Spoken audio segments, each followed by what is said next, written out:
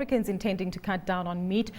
They will soon have a substitute that looks, smells and tastes like chicken, except that it is made out of fungi. Now, Tim Finnegan, who is Quorn's International Director of R&D, joins us now for more. Tim, interesting line there. Tastes and smells like chicken, but made out of fungi. Just exactly what kind of substitute is this?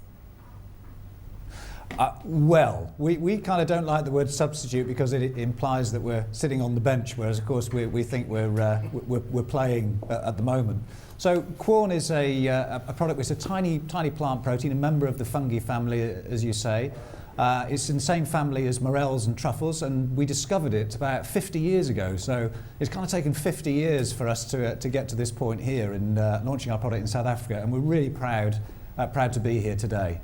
As you know, Tim, we're a carnivorous society. It's not easy to get into this market, I think, with vegetarian products, although there is a smallish, strong vegetarian market as well. How do you get into a market like this? How do you promote this? I mean, you've just said you're not the substitute, so how are you going to position it?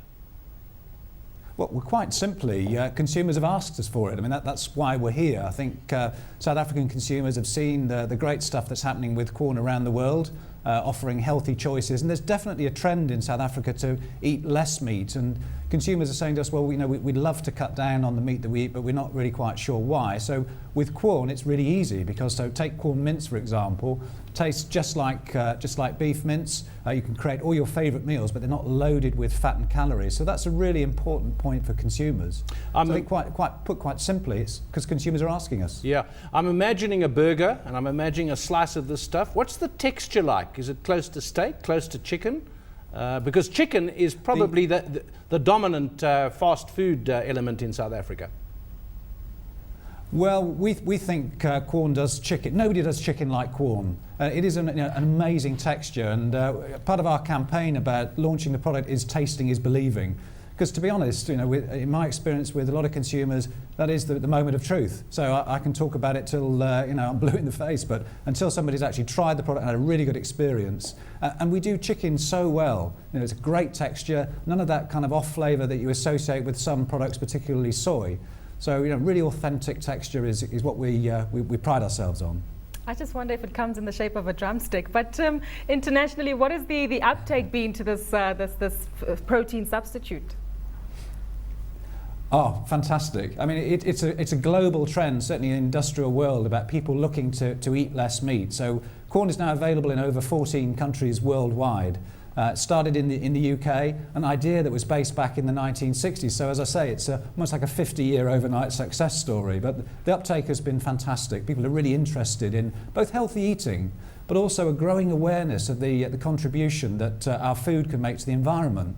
So we've done a lot of work just recently with Carbon Trust and third parties like that to demonstrate how environmentally benign Quorn is, or Quorn products, relative to the meat equivalent. Tim, I presume you've got to go through a lot of hoops here. We've got the South African Bureau of Standards. We've got, there was a whole thing about genetically modified food that had to be passed and so on. So you've got some regulatory issues, I presume. How much money are you putting into this? Well, all the regulatory issues are behind us. I would emphasise that Quorn is most definitely not genetically modified, and I think that's a fantastic point of difference versus, say, soya, for example, where there's growing concern about that. We're very proud also from a regulatory perspective to be working with our partners, Sea Harvest in South Africa. And Sea Harvest are a national food provider, very well connected with the trade, very well connected with consumers. So as a partnership and a collaboration, that's working really well for us in getting the product established.